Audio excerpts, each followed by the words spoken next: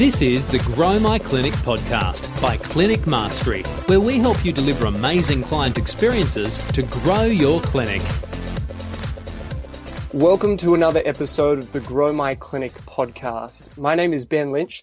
Today, our guest is the pool guy, the content marketing expert, and the sales lion.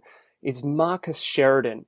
He's an international speaker and author. He's been featured in the New York Times, where he was referred to as a web marketing guru. He's also a husband, father, and avid fisherman.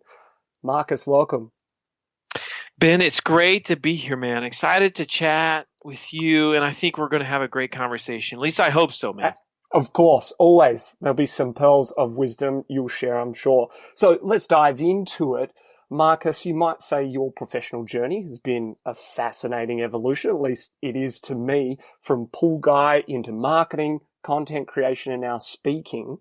I wonder if you could share with our listeners, maybe fill in the blanks, a little bit about your journey, how you're in the pool industry and navigated some challenges, especially around the 2008-2009 global financial crisis, and then how that's kind of evolved to the stuff you're doing today, where you're teaching a lot of people some of the things that you did during that time to build your business. Yeah, well, I'll give you the long story made short, and we can just dive in wherever you want to dive in after. Cool. I give you the long story made short. But yeah, so started a local swimming pool, in-ground swimming pool company with two buddies in 2001. Things were going okay up until the economy collapsed in 2008. And literally within a few months of that, we were looking over the financial brink. We were overdrawn in our bank accounts.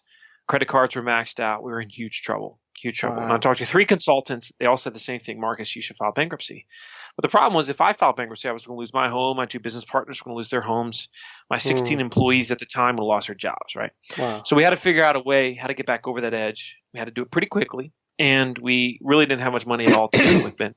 So that's when I started to really study and learn about the internet. And really it started with myself, because I realized how I had changed as a consumer, as a buyer, and how I was using the internet so much to vet companies and how I was behaving.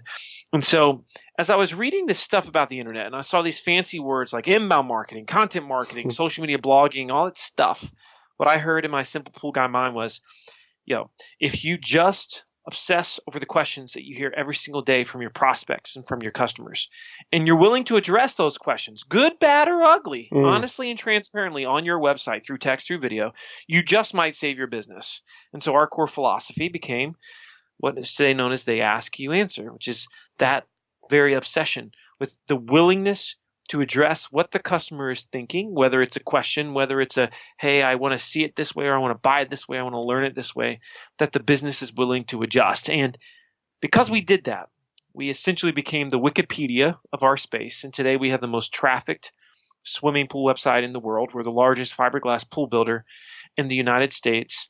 Wow. And what happened, Ben, is I started just writing about what I was doing and the results I was having. And that's when conferences started to say, hey, Marcus, can you share that story here? Or businesses started saying, hey, Marcus, can you teach us how to do that thing that you did with your swimming pool company? Yeah. And it took off. And so today I still own the swimming pool company. We got about 65 employees. We manufacture fiberglass pools as well instead of just installing them. I have an agency that has about 60 employees where we do all things digital marketing, websites, all that jazz. And then I have a speaking company as well. And I get to travel the world, Ben, and talk to awesome folks, awesome audiences, although I haven't been in the Australia area yet, which is crazy. But that's something I got to change, my man. Yes.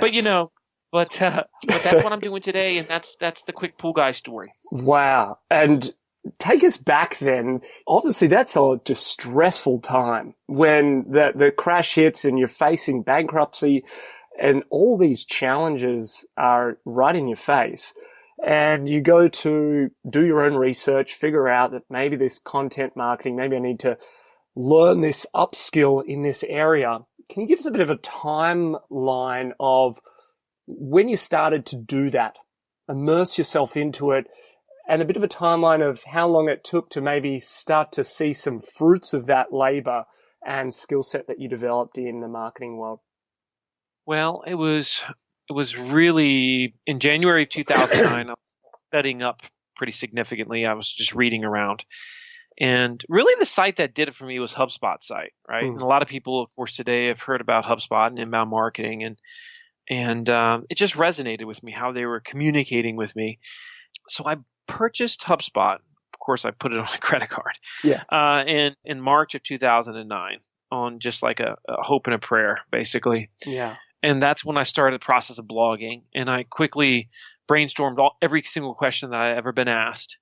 And I said, I'm going to address it. And every single night I would sit there at my kitchen table and I would type away and I would honestly, transparently, thoroughly, consistently answer those questions. And I would say, Ben, within 3 months, I knew that I was onto something really special. Within 6 months, I had great momentum. And within a year, we were off to the races. Wow. Wow. I mean, we speak to clinic owners, right, who own their own private practice, who might be in a bit of a dire situation, hopefully nothing like what you experienced there in 2008-9. And they embark on this journey, and a lot of them, it's new to them. Like you, I'm a pool guy. I'm a health professional. I'm a physio, a chiropractor, podiatrist. I don't know anything about marketing.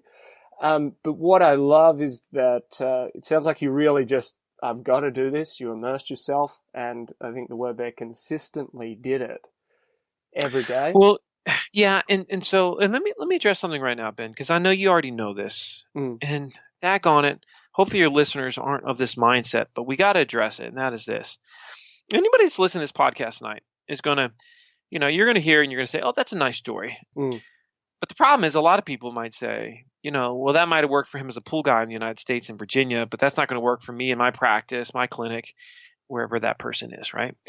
And they'll say that because they'll say, things are different. Things are different in my country or in my area or in my industry or within my organization.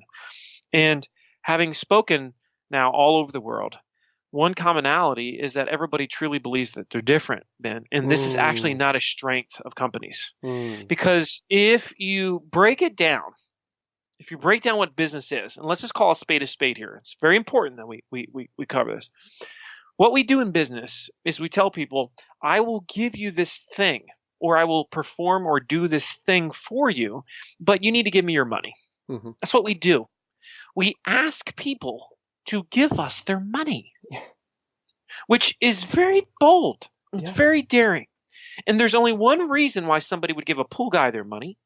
And there's only one reason why somebody would give a speaker their money or an agency their money or a clinic their money. And that's because they experience this fundamental emotion that you and I call trust.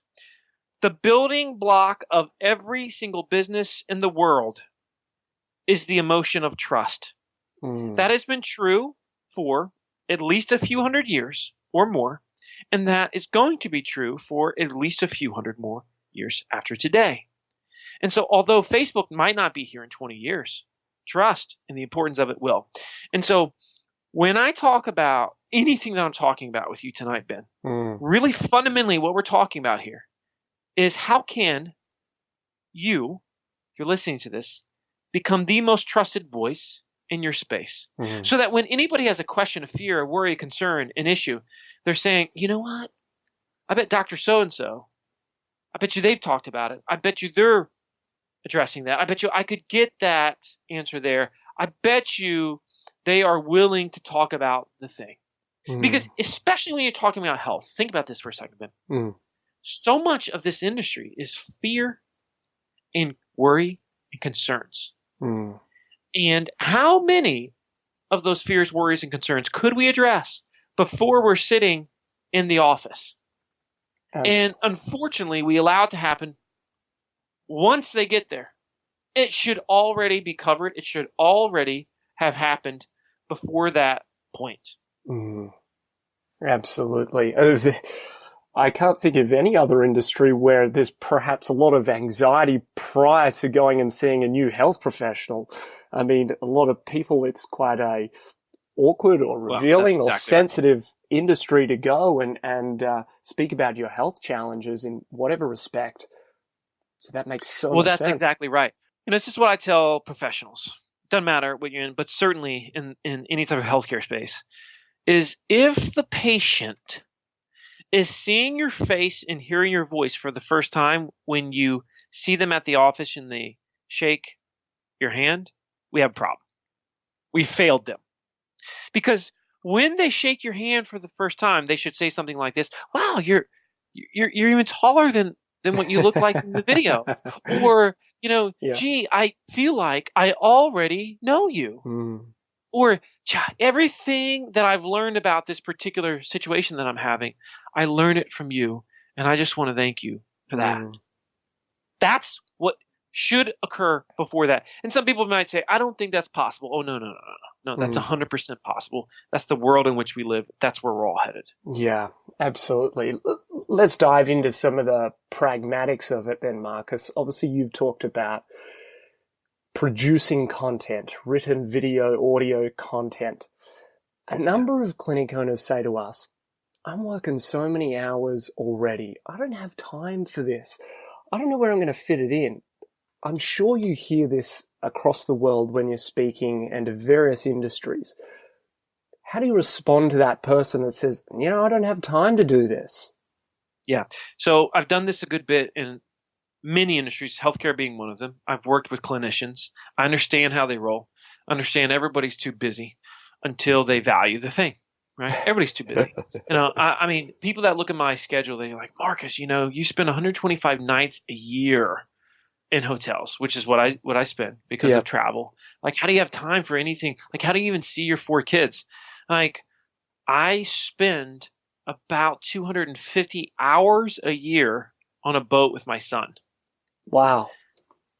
Do the math. That's 10 days straight on the water is what I spend with my son. Now, the reason why I know that's 250 hours is because your boat tracks how, like, it will tell you it's usage time, right? And so my son and I have got 3 daughters and a son. The thing that we do together is that we fish together. My oldest daughter has traveled the world with me, right? Now, do I have the time to spend 10 days next year on the water? No way, no way. I value the thing. Now, that's where it starts. Number 1, person has to value the thing. The clinician and the clinic itself has to say, "You know what? Yes, we want to become the voice of trust. This is important to me." Now, here's the second part. Once you get that vision, somebody must own this that is not someone that's already wearing 25 hats for the company. That doesn't ever work. Now, as I say this, there's going to be people that are going to immediately say, "Well, there's no way that we could afford to do that." Okay, sure. Well, I'm not, and Ben, I know you want me to be honest, and so does your audience. I'm not going to have sympathy for that because I couldn't afford to do it. I was looking at losing my home, my business, the whole 9. And so I understand exactly what they're feeling. But usually when we're strapped, we can't see the forest through the trees. We can't see how the spend equates to this incredible amount of ROI if we just play it the right way. And so you need, everybody that's listening to this at least needs what I would consider a content manager of some type. Now, what might a content manager be in a typical clinic, right? So this might be a person that is a major, let's say they went to university, they majored in journalism, and they minored in multimedia. Now, what is that person, what can they do right now? Well, if they majored in journalism, minored in multimedia, this is what it means. They can write, they can edit, they can interview, which is critical. All right, that's number 1. They got to be able to do that. Okay, if they've been out of university now within the last 5-10 years, they're probably just great on social media naturally. They've been using it their whole life. Also, if they have a minor in mass media, that means they're good with video. They understand the principles and concepts of video editing, et cetera, et cetera.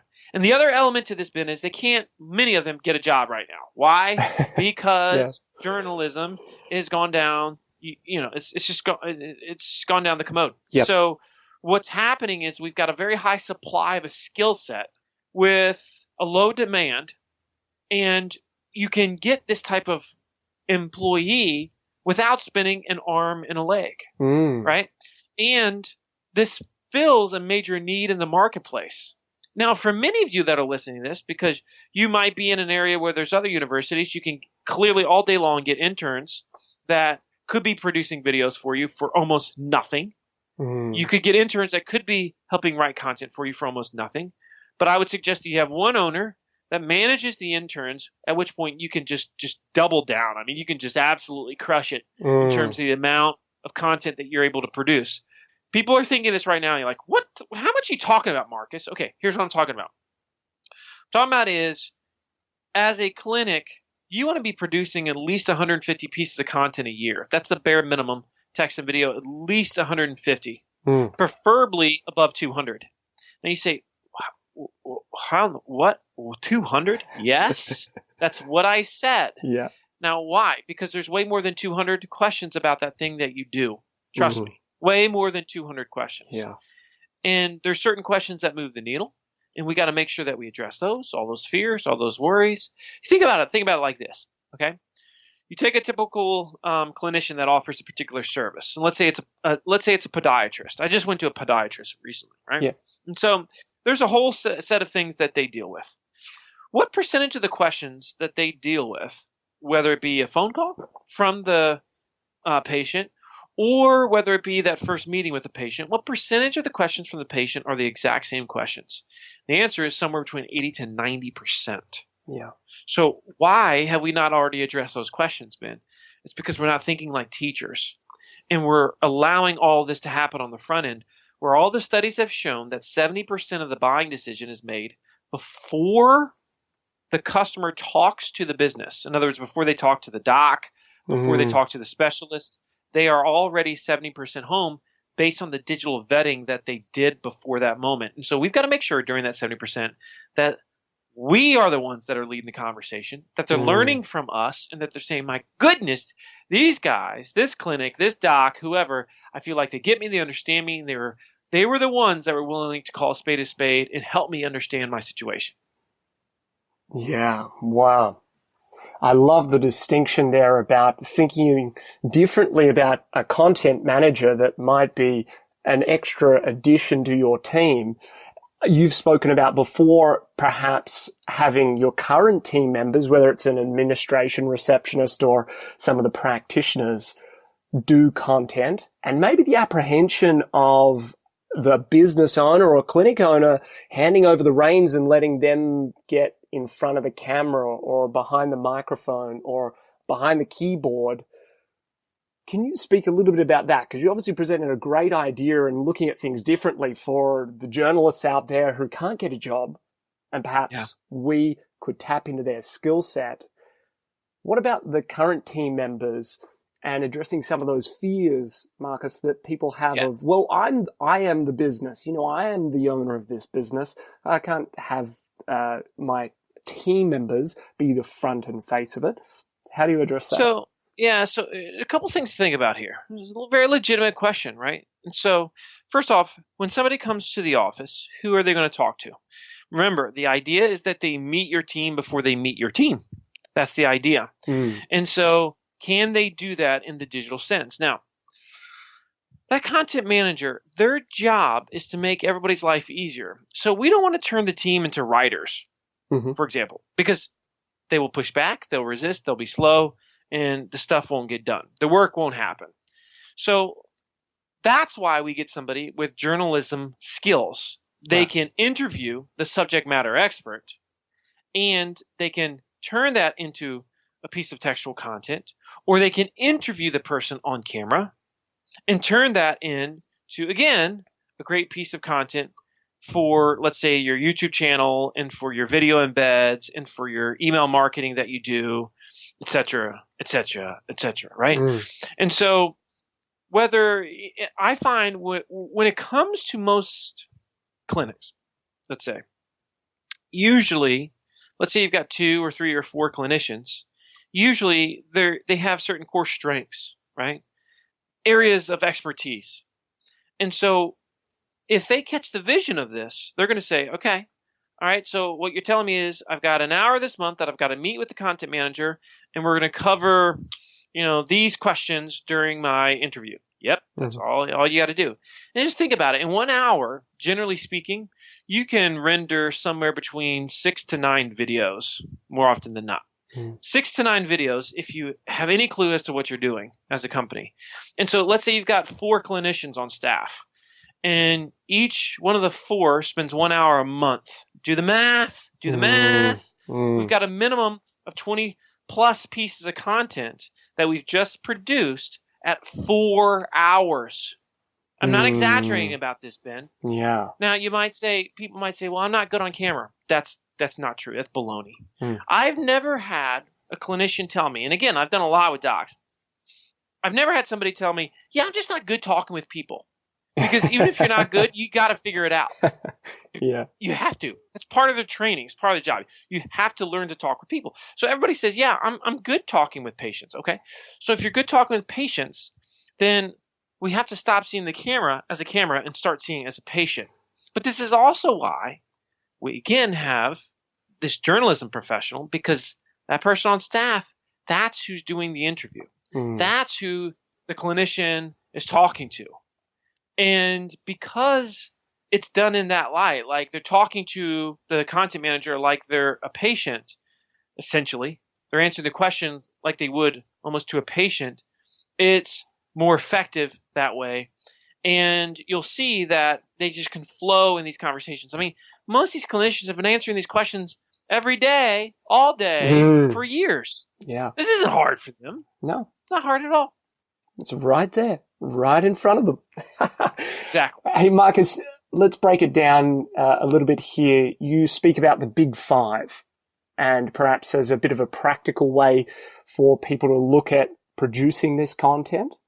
Can you just share a little bit about what those big five are, and maybe an example of how we might be able to go about using them in our content?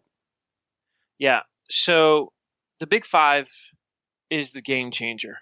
This is the structure. A lot of you, if you've been listening to this so far, let's say you're still interested at all and you're not checked out yet. You're still listening. Like, all right, so what the heck do I need to talk about? Well, it starts with the big five. The big five are the 5 subjects that all buyers, all consumers want to know before they actually engage the company. This is during that 70%. In other words, if you've researched anything recently online, if you bought anything online that required research, you wanted to know, if you're human, 5 things.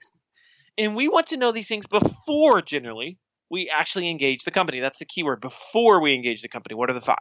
Well, first one is the most obvious one, is we want to get a sense for how much it's going to cost. Okay, so that's the first thing. People want to know how much it's going to cost.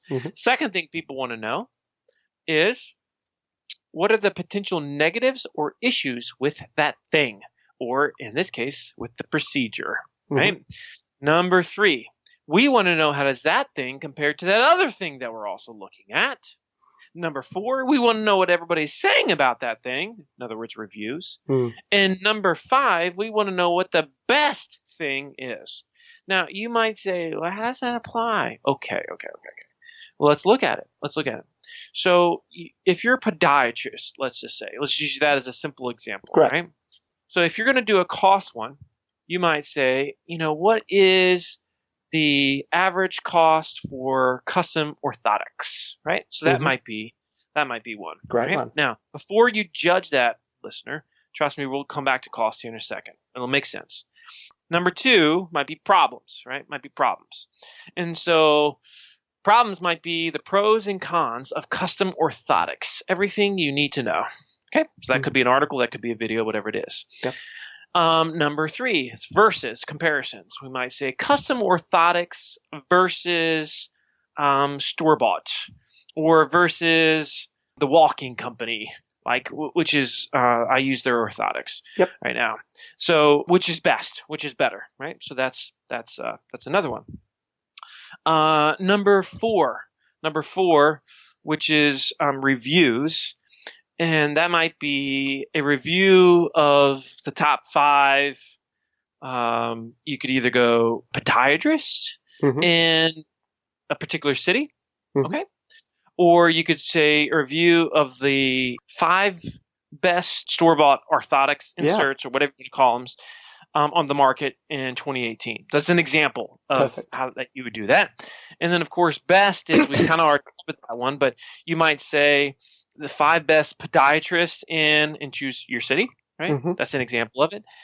So these are all things that you can do. Like these are just like some really, really quick examples of how you do. Now, as I said that, a lot of people were listening saying, there's no way I could cover that. Well, see, this is what buyers want to know. Yeah. So let me get down for you how, let's just start with the cost one first. Yep. So cost is the one that everybody wants to know, and most businesses don't like to talk about it. Yeah. Which is completely against all logic and all reasoning, because we want to understand. What's funny is if you ask somebody, so if you're on a website and you're looking for cost and price, you can't find it, what's the emotion you experience? They're going to say, I'm very frustrated. And if you say, well, how long would you stay on that website and look for cost and price? So we have found, we've done the studies on this, the average person will spend less than 10 seconds. Less than 10 seconds. Okay? Wow. So that's crazy, right? And so in this moment of frustration, they don't say to themselves, oh, I'm just going to keep looking on this website. No, they don't do that. They don't say, oh, well, I guess I'll just call the company and find out. What do they say? I'm going to keep looking. I'm going to look until I find it. And once they find it, that's, generally speaking, who they're going to give their trust. And there's a very good chance that's who they're going to give their business to. This is the way that we work as buyers, as consumers in the information age. All of us are just like this. There's no exceptions to this. I'm telling you, I've done this a million times with audiences. Everybody's the same. Yes. Go through the same set of emotions. This is how we roll in the digital age. So, and Marcus, just a quick one there on the pricing stuff, just to clarify, this is probably a very sensitive one in the medical field that a lot of the clinic owners feel sensitive about it, is just to tap into some further context there. You're explaining maybe what goes into okay, so I'm not done with this yet, Ben. Okay, I'm sorry, brother. I'm setting it up. But we got to get to the psychology of it first. Okay, right? cool. First, we got to reflect on ourselves to really understand this principle, because this is the way we buy, and so our patients, our potential customers, they're the same. They're the exact same. So we got to establish that. So then we got to say, well, what's the reasons why we don't do it? And I'm going to explain how to do it in a second. But why don't we do it? What are the fears? Well, one of the fears that we say is, well, I'm afraid that I'm going to scare them away. Well, think about this for a second. What actually scares us away? You, me, everybody. What scares us away during this research process is when we don't know, when we don't understand.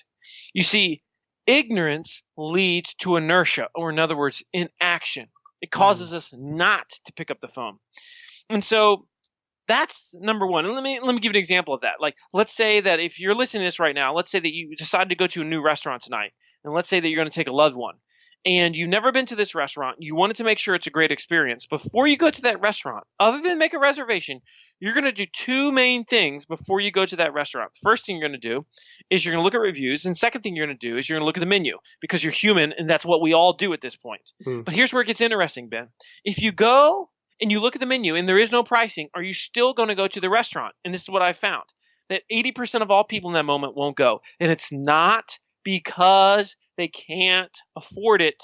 It's due to the fear of the unknown. Because the moment they left it blank, they planted a seed of doubt. Now, you might be listening to this and you might say, well, that's a restaurant. No. That's psychology. This is where we all are at this point in time.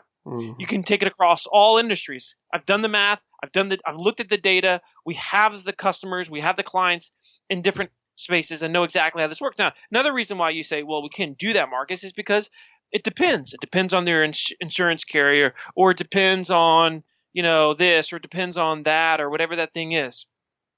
Well, then you explain it. Because when people call you up and they ask about pricing, you say something.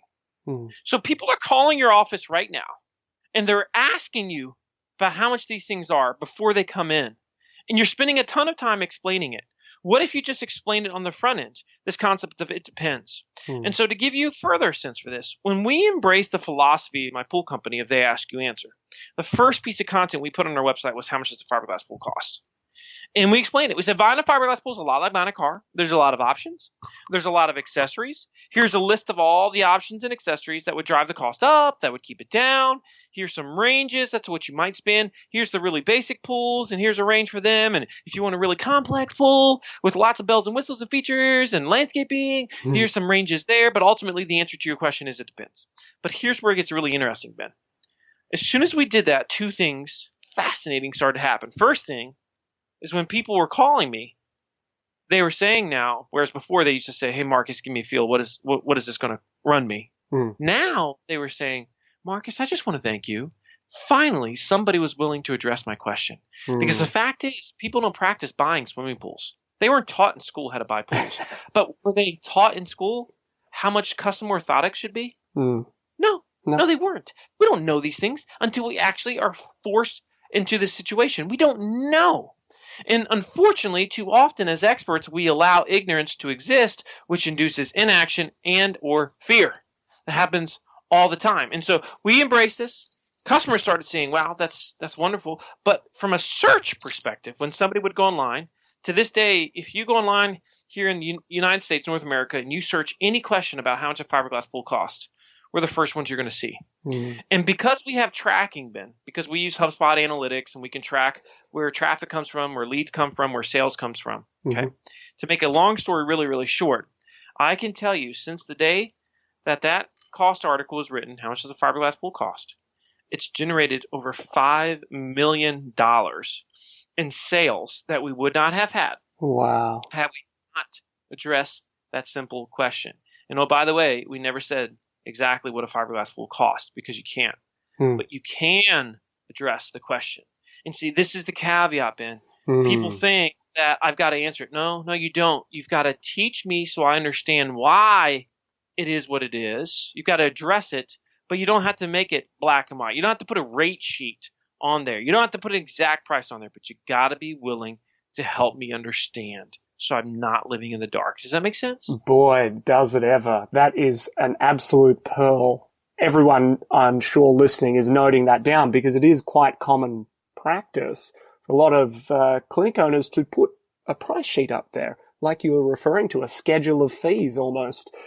So I love that you're teaching that person and think about this for a second. Yeah, let's say you put a schedule of fees up. Yeah. Schedule of fees, I'm not actually a fan of that. I like it but there's a caveat to it. Yeah.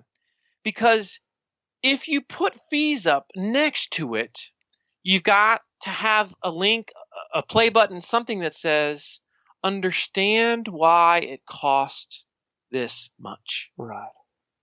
And the moment you do that, you become dramatically different than every single person in your space. And a person will watch that video or read that article and they're like, oh my goodness, I finally understand it.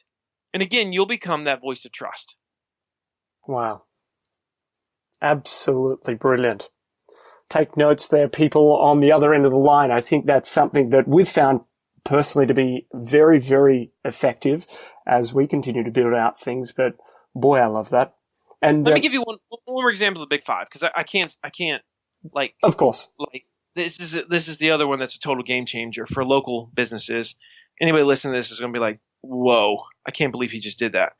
So, again, the mindset is they ask, you answer. That's the philosophy, right? Right. So one night, this is quite a few years ago, I guess about 6-7 years ago now.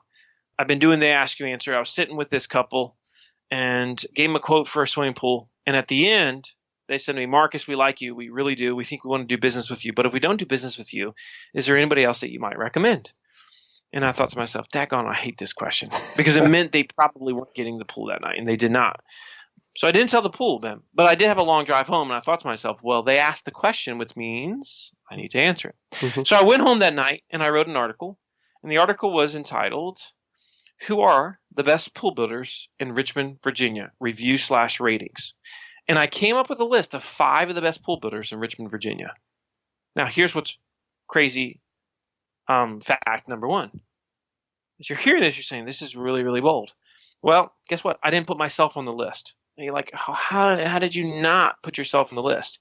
Well, if you read the article, you would see exactly how it's written, that the person just understands that we're an expert. And I don't need to say it. In other words, it might sound something like this, Ben. I'm not reading the article right now, but it sounded something like this. One of the questions that we get here all the time at river pools and spas is, okay, we like you guys, but if we don't use you, is there anybody else that you might recommend? And because we're so very honest and transparent, And because we meet with hundreds of people all over Virginia, Maryland every single year, we want to make sure that they don't make mistakes with their purchase. And so therefore, we believe in education. So what we're going to do here is we're going to talk about 5 swimming pool companies that have a solid in-ground pool building history in Richmond, Virginia. And then boom, you're off to the races. Now, why is this significant? Because today, if you go online and you search best pool builders, Richmond, Virginia, we're the first ones you're going to see. Now, think about that. Best podiatrist, wherever you are, or best whatever type of doctor you are or clinic you are in your area. It's the same thing. But if somebody goes online and searches reviews Playmore Pools, Richmond, Virginia. Now, Playmore Pools is our biggest competitor in Richmond, Virginia. They get searched all the time online. So if you went online right now and you search reviews Playmore Pools, Richmond, Virginia, guess who you're going to see in the top 1 or 2 results? Once again, my article. Yeah. And here's why this is so powerful. Give you an example of this. Just a couple years ago, this lady came to me and said, craziest thing happened, Marcus. I was so close to signing a contract with Playmore Pools. But before I signed that contract, I decided to go online and research their company. And as I was researching their company, I stumbled across this article that you guys had written. I said, my goodness, these guys are so honest. I should probably call them too. And of course, you know what happened, because otherwise I wouldn't be telling you the story, right? Yeah. So that article generated $150,000 in revenue that year. And some people might say, yeah, but aren't you afraid you've now introduced them to other companies? No. And here's why. Because people ain't dumb. Yeah. And consumer ignorance is no longer a viable sales and marketing strategy. So if somebody wants to know my competitors, they're going to find them out within seconds. I'm not going to hide them from it. They're just going to find out. They're going to know. And I'm not naive. I accept today's intelligent, informed consumer buyer for what they are. I think all businesses should do that. And that's just 2 examples of how we became the most trafficked swimming pool website in the world. And this is a local business, just like anybody that's listening to this podcast right now. Wow.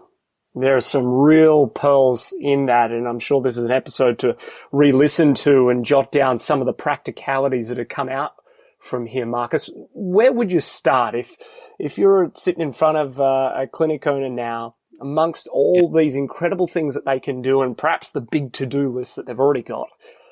What's the first thing you would do to put them on the right path? Where would you start? So where would you start? So I start with the big 5 questions on each of the major services, or you might call it procedures or whatever it is you want to call it, that they perform. Okay. And you want to brainstorm those out. So what are the top questions that essentially we hear every single day, and just boom, brainstorm them out. And what will happen too is once you start thinking in terms of they ask, you answer, what will happen is you'll meet with a patient and you're like, wow, this patient just mentioned 3 questions that I've got a lot and we haven't written those down yet. We haven't addressed them on the site yet. So I'm going to go write those down to put it into our, to-do list for our content library. So you want to brainstorm them. Okay. You want to do the same thing on the video side. You want to say, okay, what are the major, when somebody's getting a particular procedure or what have you, what are the major questions that they're asking? And have we produced a video on each one of those things?